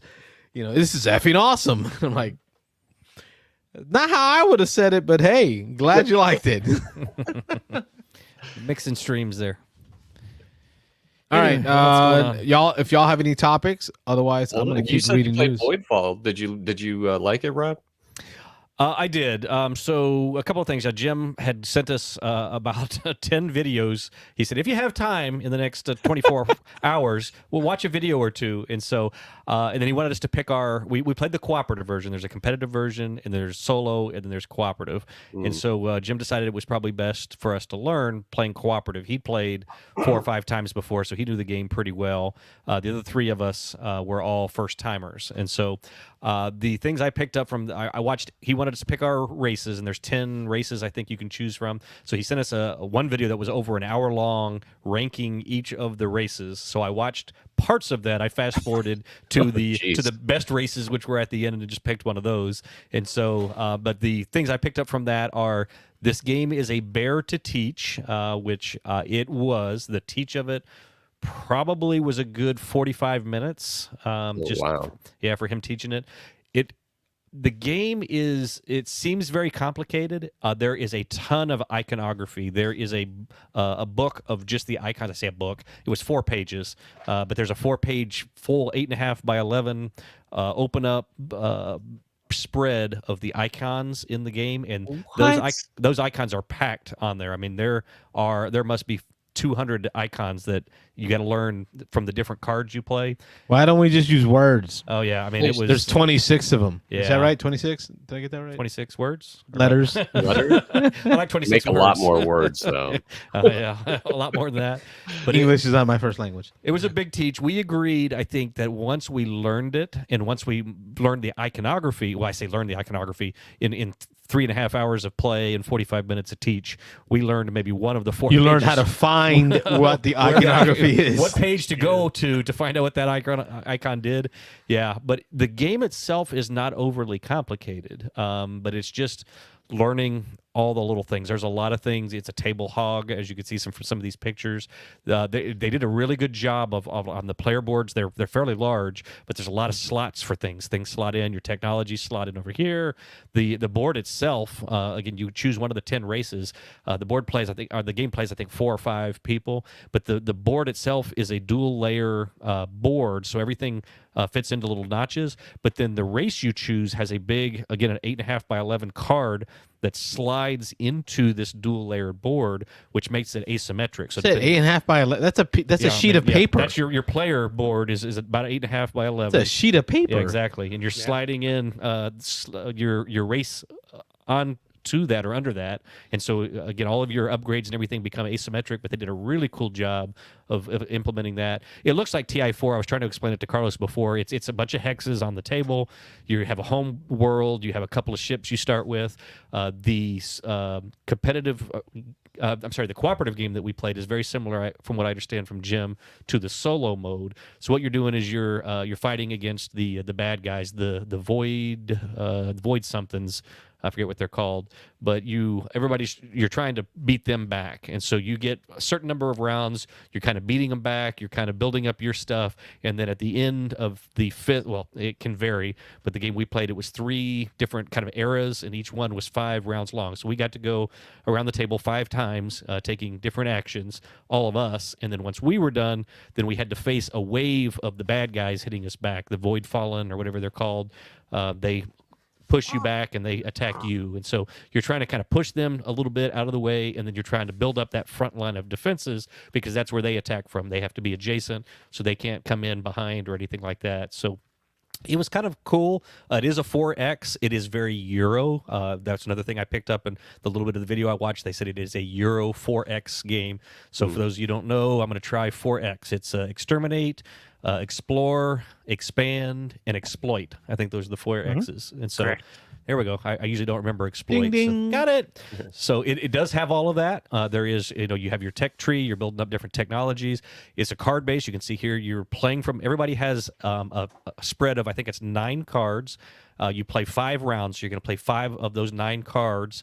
And when you play them, each race has 2 of the 9 cards that are special for you, that are kind of upgraded. So you leave 2 of those cards in the box, and then you have 2 upgraded ones that allow you to do something that's asymmetric for your own race. Nice. And so you're going around the table, and you're just playing a card. And so a card has 3 sections on it. Normally you choose 2 of the 3 sections, and usually each of the sections you pay something to get something. So I pay a little energy, and then I can move some ships. I pay some. There's 5 different resources in the game. I don't know if you saw on one of the boards, there's little spinny dials on the side. They did a really good job of that with the 5 different resources. So you've got what you produce on the dials on the left, and then what you actually have in stored on the dials on the right. So if I take a produce action, I can go down all my ones on the left and say this produces 1, this produces 3, and you're moving the dials on the right to actually increase or decrease your Terraforming stores. Mars style, kind of that feeling of here's my production level. Yep. But this is what I've got available to use. Exactly. And so lots of neat concepts in it. Again, once you learn it, it's not overly complicated, but I will warn, it is a bear to learn it. There's, like I say, the iconography. I don't know why. Turksy, I think, did this game. If I remember, he's also did Anachrony, which is another game that was very. This is a Mind Clash game, so yeah, there you go. Right, Mind that Clash. alone. Yeah. The artwork is beautiful. You can see on some of these player mats and stuff. It's really cool. It looks really good. Lots of cool components. I know Jim was complaining about the little ships. You have them on little stands, kind of similar to some of the upgrades I think for TI4 and stuff. There you see a nice picture of it. Those were kind of flimsy, and I didn't actually put any of the ships on the bases, but him and Alex were putting them on when we needed them. And Alex kept saying, "Oh God, I don't want to break your game. I need to push it on there, but it feels like this thing's going to collapse." And so that was one criticism they had. Jim was looking into 3D printing some alternative ships and stands and stuff. How many hours did it take to play? We played a third of the game, and it took us about 2.5, 3 hours to play a third of the game, with 3 of us being brand new. And that doesn't include the teach, 45-minute teach on top of that. So we hit about 9:30 last night, and we were planning to go till 10 or 11, but we hit there's that first wave that we play, that first third. 5 times around. Then the bad guys hit back, and so we completed that, and Sam was like, "I think I'm done at this point." She's like, "If we play another wave, we're going to be here till midnight, and if we try to finish this game, it's going going to be 2 a.m. And so we agreed unanimously at that point to call it a third of the way through. So I got a feeling of this is TI4 for people who don't want to chuck dice and flip random cards. I didn't mention that, Carlson. Yeah, you hit it there. That's a big part of it. The combat is completely deterministic, and so that's part of the Euro feel of this. There's absolutely no randomness. There is absolutely no dice. When you attack, you know what strength you're going in, and you can look and see what strength your opponent has. You don't play not any even cards. A card flip like side. As I say, you don't flip any cards. You don't roll any dice. It is 100%. That's one of the advantages, Carlos, of this game for those people who like deterministic combat. You know the odds 100% going in. You're either going to win. You know exactly how many ships you're going to lose. There's unrealistic. Yeah, there's it's unrealistic. Yeah, absolutely no randomness to it. So, but it was fun. I enjoyed it. I definitely would play it again. Obviously, now that I know how to play, it would go a lot faster. Playing cooperatively, Jim had played this, like I say, 3 or 4 or 5 times before. He quarterbacked big time, and so that's where you almost sold me. You almost sold me on this game. But yeah, like the cooperative aspect really almost sold me. It was fun. I like cooperative. Yeah, I love TI4. I love it. Oh yeah. But you know what? I think I can get more people to play if we had like a cooperative scenario. Yeah, and there's like family and.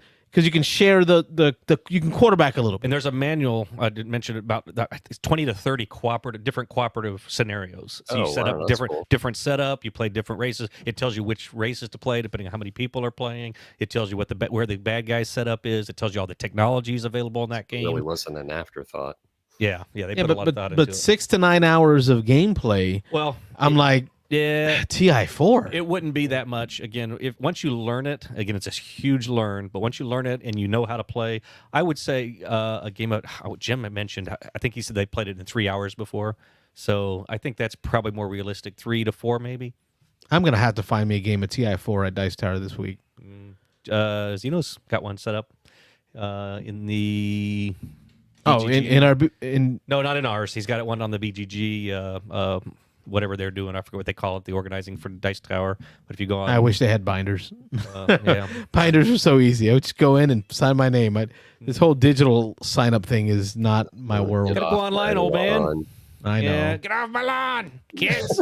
Stupid kids. I'm gonna be that guy who sets up a game of TI4 and has like 5, game players wanted sign. Yeah, I know they had a game. Zeno had one posted. There was 5 of them. It was the normal, his group. So Kai was in there. His group though. Yeah. I can't. Oh man, they were looking for like 3 more. Them, man. Yeah. No, they and I have not even unshrunk my King's Prophecy of Kings expansion. They play with everything because of the play with Zeno and his group of that expansion. That 15-hour play was like that was a lot. They throw everything in. I'd like, I just want to play base game TI4 because even base game TI4 is not base TI4. Base TI4, or let me say that again. TI1? Base TI4 is not base TI. Let me say it that way. Base TI4, like the one that was produced when it first released, is a amalgamation of TI3 and the expansions that came out over time for TI3. Yep. So like you got the expansions that they built into TI3 that Zeno had all of them. Zeno taught us TI3 at my old house. Zeno had all of them, but TI4 kind of gave you that, like an essentials version of Twilight Imperium. And then they add this Prophecy of Kings thing, and that just took it too far. So it still has my Christmas sticker, to Poppy from the family we love you sticker on it in shrink. Haven't even opened it. Yeah, I would. I'm on the fence with whether would tell you to play Voidfall or not. I mean, unfortunately, it's a game that if you invest that amount of time to learn it, you're gonna want to play it. But I don't know. I don't know if it's worth the learn. It was good. Again, I would play it again. And the juice is not worth the squeeze. It may not be. It's a lot. But now that I know, I want to play it again because now I've invested that 45 minutes to an hour into learning it, and invested 3 hours into my first play. So now it's like, oh, okay, now I know how it works. Now I want to try it again. But it is a steep learn. Oh, look at that! Wow, Anachrony. That's the big box for Anachrony. Woo, that's crazy. But there was so much to this Voidfall description that you provided that had feelers of a TI4 experience. It's similar. It's just, without all the randomness, which I'm I'm kind of okay with that. Yeah. Because a lot of hurt feelings because of bad dice rolls Oh yeah. in TI4. I've been there. Yeah. It's you know that you have the better force. You know you're coming in with like the two suns, the Death Stars, effectively, Death Stars, Yeah. right? That you're coming in with, and you somehow manage to lose. Like, War Sons, whatever they call them. Hey, yeah, man. War Sons. Yeah. Somebody hit that exhaust vent with a couple of bombs torpedoes. to do that crap Hey, you up. practice shooting womp rats. Yeah. It's. My butt. I compared it to TI4 a couple of times. We had a long conversation as we were wrapping up. I think it was me and Alex and Jim about while we were putting it away for 15 minutes, and your name did come up about scraping in the box. But anyway, nice trays in this, game trays. Yeah, there's the books. So there's 4 books. There's a compendium. There's a scenarios book. There's a learn to play book, and then there's a reference glossary manual. So the problem with games like this, though, is you have to play it enough. Like if I played this, if I spent 4 hours one night or 5 hours one night reading the rules, setting it up, playing it, and then didn't play for 6 months, a year. yeah. Yep. That's my problem with TI. I played TI a few times, but it's been 5 or 6 years since I played TI. I have no idea the rules anymore. I couldn't you have to teach me from scratch almost. Like Definitely for the gyms of the world. He's played it. I mean, he's had it like a month, and he's played it, like I say, 4 or 5 times now in a month. So yeah, he's played it about every week. But it's nice components. You can see there, metal stuff. See, I even like TI at low play counts. Yeah. Prophecy, or not Prophecy, the Voidfall seems like it would play okay at a lower player count. Yeah, it's not a huge board, and it's not, from what Jim said, the competitive version is not war heavy. Again, it's a Euro game. You're trying to move tracks on your board. You're trying to get technologies. You're trying to do a lot of stuff to. You have population on the planets, and so you're taking actions to roll a population die up. You have guilds that you put on the planets. Those are the little cogs that you see. They slot into these hexes, and then when you do your production level is your population. So the 6-sided die, as you're pipping that up, for each of the different, there's 5 resources. 5 resources in the game, and so you can see there's some of the different little resources that you slot in. The lightning bolt is power. The science is that blue one. Food is your green one, and so you're taking that die. So that one has a 6 die with a power token and a science token on it. So on your production wheels on your production board, you have those 2 set to 6 for that planet. If you have another planet that has another die, you're adding that on top of it. And then when you take the production action, you're doing all those productions. And so yeah, it's really neat. It's there's lots of variables. You can set it up so many ways. Very random, not random, but different ways to randomize the game. So there's lots of decks of cards. You play with level 1s, level 2s, level 3s. They get more complicated, more difficult. So there's a lot of ability to scale this and make it harder, make it easier. It's a big undertaking. This was a big design. I'm sure this is a game that took a while to design. There you can see them sliding in the player mat.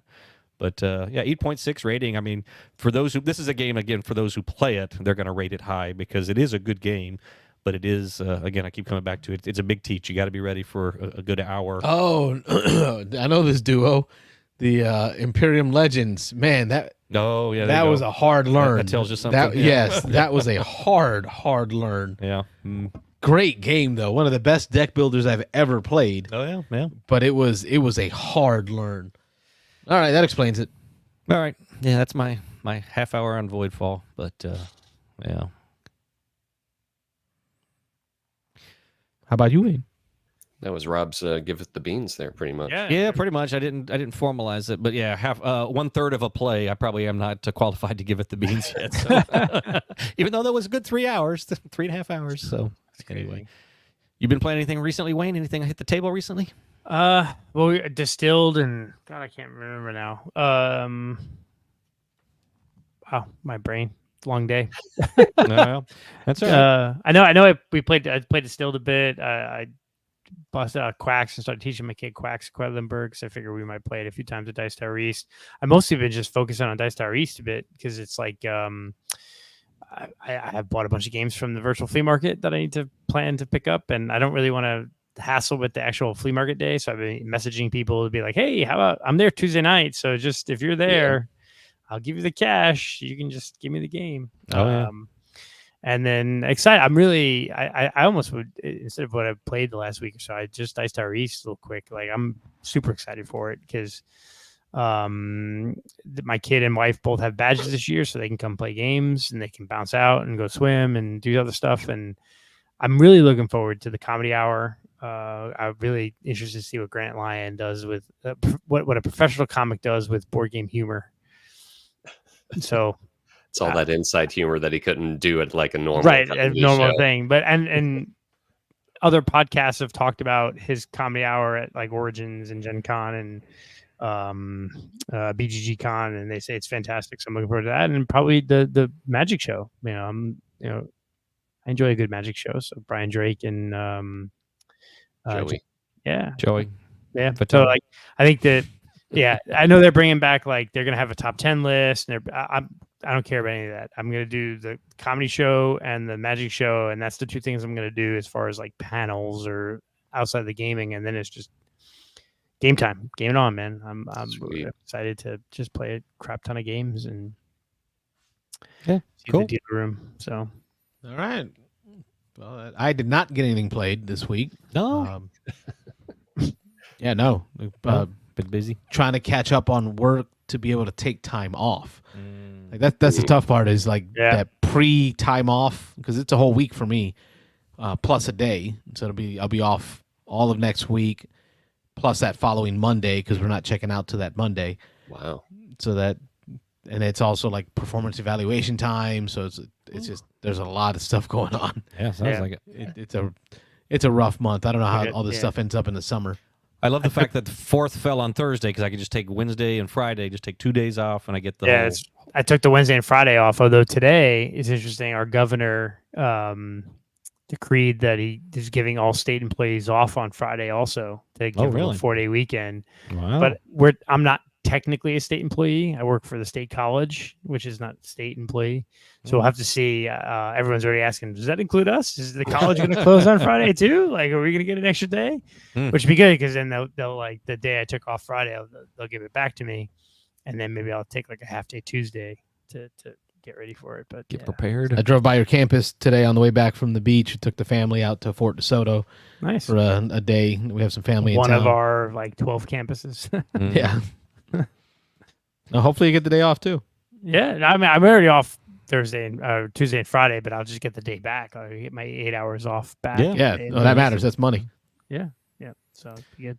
So, how about you, Mike? You played anything recently, Mike? The only thing I played was I played one game of Age of War with my grandkids. That was it. Age of War. Oh, that's the little box. Yeah, Dice I like that Chucker. game. Love that. And they game. freaking love that game. I mean, they're just, they don't have the strategy down quite yet. The littlest one, at least, and he's just like, I'm gonna take this card, and okay, well, if you take that card, the game's gonna end. You're gonna lose. I'm gonna have the whole set of this one. I'm gonna have all of red. Okay, go for it. Do it. That game, playing with gamers, that game is very, very vicious. Very. It is, man. Stabbing in the back, taking your thing, and hiding over there. Yeah. But then Graham, my older grandson, played Silver and Gold with my wife. That was his first time playing it, and he absolutely loved that game. He was just like, the gears were turning in his head as soon as he started playing, and he really liked that game, which kind of reminded me, like, that new Silver and Gold game is supposed to be coming out soon, where I know it's been released overseas, the one with the pyramids, I think pyramids or something now, and they added new mechanisms to it that sound pretty interesting. So I'm kind of looking forward to that when that hits. But other than that, I got my Oathsworn box sorted out. I implemented all the 2.0 errata cards and everything into the box, and it took hours. So that one has to get to the table, because I don't want to waste all that time on nothing. But you're supposed to be picking that up at Dice Tower East, right? Oathsworn? Yeah, I'm getting a copy from Dan. I mentioned that to him when I saw him last night. I was like, you got that Oathsworn ready to go for me? So, yeah. Is it the all-in, or what do you... He has it was the first printing, so I guess it doesn't have the deluxified components. And then there's a couple of extra boxes. I forget what they're called, the treasure chests. You're almost at an all-in then. Yeah, it's going to be most of it. So all right, cool. Yeah. So I think you'll like it. If you like Gloomhaven and stuff like that. Yeah, You I know, love dungeon crawlers, boss battlers. This one, I guess, has a story modes. There's more a, heavy story. Yeah. yeah, you do some story and you make some decisions in the story that affects the battle you go into, and yeah, that sounds like a lot of fun to me. So Yeah. I told Jim and some of the people that I'm going to do a learn game. We'll probably play the first scenario, and I'll just get some people and probably play through that a couple of times just to learn the game, and then I'll see who's interested in doing some kind of campaign with it. So Very yeah. cool. Yep, Yeah. looking to jump into the campaign. So Yeah, and the rules, they allow people to like jump in and out, like even if Yeah. you're further into the game, the way that they level up, however they do it with the characters, where you can hop in and out. So yeah, that's what I've heard. So that's good. yeah, I'm pretty excited for that one. I'm going to mention one more play of mine before I forget, before we wrap anything up here. But I got a chance to play a fairly heavy Euro at Michelle's house. Michelle did a game day this last Sunday, and I got there a little later than I wanted to. I was planning to get there around noon. I didn't get there till I think it was about 1:30. So I didn't catch. They were starting a game of Lacrimosa. They were teaching a game of Lacrimosa when I got there. So I got to kind of watch the teach of that. Lacrimosa seems interesting for somebody who didn't actually play, but the opinions on it were that, and it's what I kept hearing, that everybody at the table was excited to play it, but after they played it, everybody was like, I need to play it again. It didn't seem to hit all the notes I was hoping for, and that's No what I pun heard. intended. I love, there you go. I didn't even think about it, but no pun intended. So the theme is awesome. I love that theme, that Baroque period, or the, whatever, with the music and creating. There's a thing about creating instruments and creating music and all that. There's another game coming out soon that's getting ready. Luthier. That's what I'm hoping that's going to be the game that this was what it's supposed to be. Yeah, so I'm really looking forward to that one. But anyway, back to the game that I did play. So we got in a game of Brussels 1893, and I don't have the BGG on it right now, but it's a fairly heavy rated. I didn't realize quite what I was getting into Euro. Is it an 18XX? No. Yeah, it's not. But yeah, I can see that 1893. Throw a shot there. It's a fake 18XX. But, with all the burn, just less calories. Exactly. But this was, but my short take on it, without getting into a whole lot of detail, was this one is a mean game. And some of the people didn't feel it was quite as mean as I did. But everybody, when they were making a decision, it's a worker placement, and everybody, it's about artwork. You're got like 5 different, if I remember, actions you can take in the game. The board, one of the first things you do each round is the first player gets to decide which portion of these action selection spaces you use. So it's a variable of a grid. And so when you flip a card and it says in a 4-player game, you use these coordinates, and then you can set it to kind of block one area or block another area. So you're deciding the first player each round is deciding which worker placement spots are going to be available for that round. And then the whole game is you're just trying to mess each other over. Again, I found it very, very, I ended up winning. So I want to, I guess, say that up front, because usually the opinion is, or the thought is, well, you didn't like it because you didn't win, you didn't do well. I will say the only reason I won, though, is because Jim started to run away with it, and Alex recognized that, and Alex was like, I have to stop Jim. And so the two of them started butting heads in the game. But I want to get back to that. Jim and Alex both said they didn't think it was as mean as I thought it was, but through the whole game, everybody's turn as you went around is kind of one of these one action, you place one worker, you do a thing. Every time, everybody was sitting there just trying to figure out, all right, if I go there, that screws him up. If I go there, that's going to block him. And we were doing this out loud, so it wasn't secret that is the whole game, is you're just trying to figure out how you can hurt the other people the most. And so I don't know, I liked it. It was fun. But it was, you gotta know what you're getting into on that one. So Michelle came over halfway through. She's like, "Oh, I'm very interested in this game. How's it going?" And I was like, "Well, it's a good game, but you got to be ready for people just messing you over the whole time." And she's like, "You know what? I'm not even interested anymore." She goes, "I thought this was a game I was going to want to play, but with that little 10-second description there that I gave her, she was like, I'm not even interested in it anymore." So a Euro game with anxiety. Yes, absolutely. Yeah. The whole game was tough decisions, and Alex's girlfriend Sai was playing, and she was really having trouble with the decisions. She was like, "Oh man, if I go there, that's going to do that, and that's going to, I'm going to mess that person over, and if I go over there, I'm going to block that person from doing the thing." And it's a worker placement, but the other cool thing on it is it's bidding. So when you're putting out your workers, you have money, and you have to put a a coin along with your worker when you put them out, but you can put as many coins as you want. And so the idea behind that is the columns that you're placing the workers into, at the bottom, there's a bonus at the end of the round. So after all the workers are placed, you go down to each column, and whoever had the most coins a bid in that column ends up winning their cards. So they change each round that you put out new cards, but they get a little bonus at the end of the round. And so the nice thing about that is going last in worker placement usually sucks. In this one, going last kind of gives you an advantage, because you're going to take the last turn. You're going to see which columns people have placed money in, how much you need to bid to do the thing.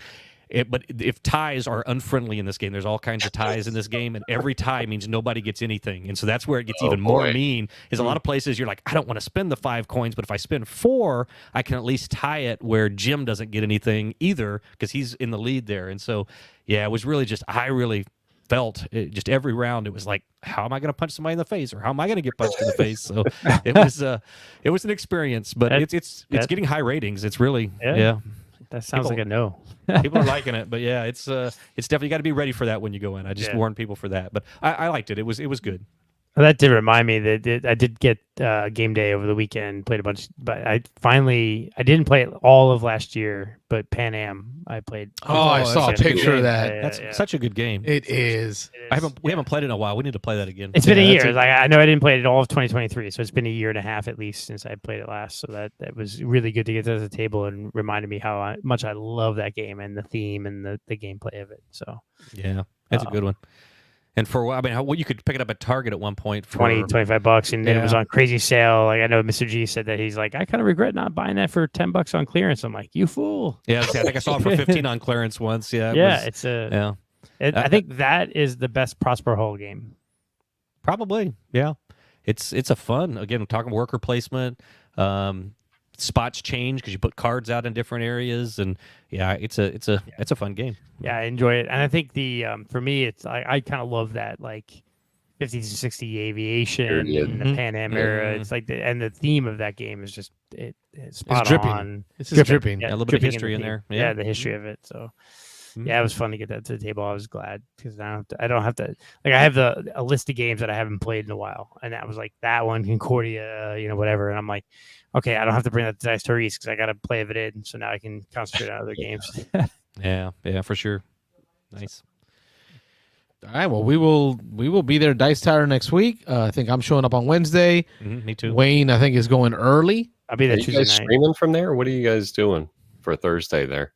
I've got the mobile mixer board out in front of me right now, so it's going to be something I'll be testing over the weekend once I get all my audits done over the weekend, the end of month audits. Work. And then that's why I have Monday and Tuesday off too, to give me a chance to make sure I've got the equipment set up, but the plan is to stream. If not, take phone calls. That's the real goal, is to take phone calls. But if not, it'll just at minimum be a stream. Okay. That's the hope for Thursday night. So far, I think because of the DeSantis thing, I think my son and his girlfriend will be able to join us for Thursday night for his birthday. Nice. For Thursday, but we're already talking about doing his birthday as a lunch instead of a dinner, so I should be available for the 9:00 show. That's the plan. If not, we'll just post images online of how much fun we're having. Oh yeah, during the show. All the games. Yeah. Worst case, we could always do a later show, or we can do something like an after hours. Yeah, something. Yeah. Anybody touching on that? Anybody who's you probably already know in our Discord and is planning to come. Wayne had posted up a spreadsheet of people interested in certain games, and so. Oh, no, I think somebody else did that. I didn't post the game. Oh, wasn't you? Yeah, oh, okay. No, it was. Anyway, keep talking. Sorry. Yeah. Anyway, but yeah, it's really good. So how would one find this list if one was looking for something like this? If you go to the Dice Tower East tab or channel in our Discord server, there's pinned messages for Amanda. Amanda posted the Google Doc. Okay, Amanda. Of games you want to learn, games you want to teach, and then we have a tab for party games, and there's a tab for actually scheduling games where, like, hey, I want to play this game. I need 4 people. People sign up. We don't have specific times, but generally what happens is the 20, 30 of us in the greater Tampa Bay area all kind of hang out. And in the same spot anyway, right? Yeah. So we'll just pick up games and be like, hey, it's time for Ark Nova. Or it's time for Thunder Road. And people just play. So, yeah. That's what we were saying last night. Samantha was like, I'm not putting my name on the list because I don't want to commit to anything. And I was like, well, or commit to any days or times or whatever. And so I was explaining, I was like, well, there are no days and times right now. We're just putting them on there. I said, my thought behind it is just, I list my name on a game. So my hope is that when that group gets together to play that game, They look for you. they'll find me. Yeah, they'll call me or they'll put something in the Discord. And I'm like, okay, I'm either available or I'm not. So I'm not going to make every game. I'm on there for 10 games now, probably. I'm not going to play every one of them, but if I get in 7 of them with the groups that are there, that's great. It's really kind of like expressing interest in either playing, teaching, or learning X game. Yeah, exactly. So no hard dedications there, but check it out if you're going to be there. And if not, I know there was a couple of new people. One of the Doug, I think, from Louisiana, if I remember. You're gonna be there. Yep. Duga? No, it's a Doug that I met this last year. So he was new to that Louisiana group out there, but Mitchell introduced me to him, and I can't remember if we actually played a game together or not. But he's going to be there, and he was saying that he has. I think it was last year or something. He came and he said it took him to the 3rd day before he found people that he was comfortable with playing with. And the last couple of days he played, but he said he's hoping that he can meet up with our group and play some games. Sure. And so, we love them Going Red Beans. Absolutely. They're always welcome to join us. They got that representative. So we're going to be looking out for Doug and any others who are listening or any of the group. We're going to have, I think when we get closer, and again, Wayne's going to be a lot better with this than me, so I'm volunteering Wayne. We will probably set up some kind of chat channel in there where the people who are actually attending can just message each other and can find games or set up games. Yeah, we can set up a separate channel for like Dice Tower live chat that people can post to, and just everyone focus on that. Probably, on the Discord. And if you're not on Discord, obviously just mute that if you're not coming to Dice Tower. We're not trying to rub anybody's face in it, but we'll probably, that thing will be pinging all day probably. So in years past, we've been doing that. So just mute that channel if you're not interested. But yeah. And right, your Carlos, Rob, your boys that are about my kids' age, they're both coming? Yep. My whole family's going to be there. Yep. And Carlos's whole family for the most part. I think we're planning a mini golf outing, and then some restaurants and CC's Pizza. Pool time. Yeah. Oh, God. CC's Pizza. That's a tradition now. like- Yeah. CC Pizza. The Orlando tradition. Yeah, we're out. That is laxative in a restaurant right there. man. Wayne's not in on that one this year. Yeah, he went last year, but he's had enough of that. No, it's I'm fine with that stuff too, but also I'm gaming, so like that 2 hours, that's like a whole game. Oh yeah. Like, I'm there. Now that my wife and kid have badge too, they'll be in the game room a lot and stuff. So yeah, we'll be gaming most day. The pool though, sign us up for pool time. So okay, cool. Hopefully the weather holds. Yeah, hopefully it'll be nice. Yeah. We're at that time of year though in Florida, so it's afternoon showers, but then 15 minutes later it'll be pool time. It's like Beelzebub's anus over there. It's hot. I'm so like sun exhausted. I don't know what. He was at the beach today, so even just like I've been on my kick of walking 10,000 steps a day, and I've been doing it. Like I'll start at 6 a.m. and like I'm just like God, I'm still like at the humidity and the dew point, you're just dripping sweat. Like at 6 a.m. It's like God, it's freaking hot already. Yeah, one of my employees is in Arizona. They were telling me it's 110, but they were like, it's like the dry heat. And I was like, I don't know how to compare that. Let me turn my oven on 110 or 120 and stick my head in. It's still hot. Yeah, exactly. So they're like, we don't go outside. I was like, we don't either. It's a different kind of hot. We're only 92, 93, but that humidity here, I told them it's like breathing air, breathing water is what it feels like here. It's so heavy, but I guess over there it's all dry. So anyway. All right, folks. That's going to wrap us up a little early tonight. The calls were not banging. That's okay. The voicemails were. Thank you to everyone that popped in with the voicemail. Next week is Dice Tower. Be on the lookout for announcements about the show. I think I kind of like Wayne's idea, maybe like a late night recap of Thursday night instead of the normal 9 o'clock hour. Sure. That might work best for the dinner component, but we will just keep an eye on the channel. We'll wing it. Beans and Dice call-in show channel on the Discord, and we'll update you all as we go. Yeah. We will catch you all next week and update you on how it's going at Dice Tower. It'll be like the official day 2 of Dice Tower. Can't wait. Day 2.5 for Wayne for next week. Woo! So we are the Beans and Dice Podcast, a podcast about How a game. I'm Carlos. I'm Rob. I'm Mike. I'm Wayne. We'll catch you next time. Bye, buddy. Thanks for watching the Beans and Dice podcast. Don't forget to like and subscribe. There it is. I was waiting. Turn that cat up.